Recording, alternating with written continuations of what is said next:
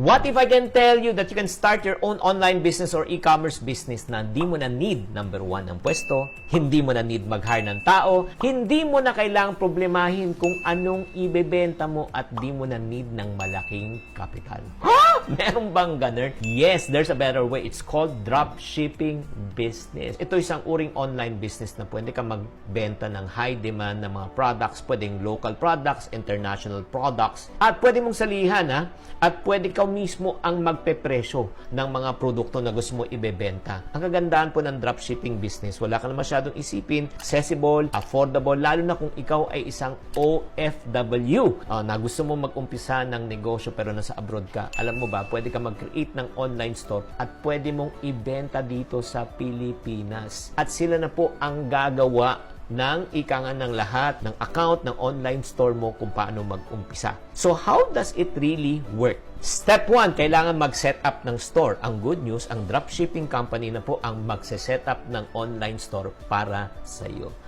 Para sa iyo, ang online na store, yes, sila na rin ang magbibigay ng mga product shots, sila na rin nag-upload ng mga hundreds of photos and description. Mamimili na lang po kayo kung anong gusto nyong ibenta. And step 2, o-order syempre ang client mo. Kapag o-order na yung client mo, automated o may order management system na nagde-detect ng lahat ng mga nabenta ng products sa store, ito yung good news. Sila na ang magpapak, sila na ang magde-deliver, sila na ang maniningil, pero ikaw ang kikita. Di ba ang galing? Super convenient. Kahit ikaw ay nagpa-part-time, kahit ikaw may trabaho, basta promote mo lang store mo, kikita ka. And finally, paano ko naman makukuha ang aking kita? Since ikaw ang may-ari ng store, once na may kita na, automatic ipe-pay out na yan sa system mo. In other words, ang galing, di ba? Hindi mo na need na kailangan mag-product inventory, hindi mo na kailangan mag-accounting, hindi mo na kailangan bibilangin. So, yung nakikita mong talagang pera sa loob ng account mo ay pure profit na lang. The more products you market, the more chances of earning.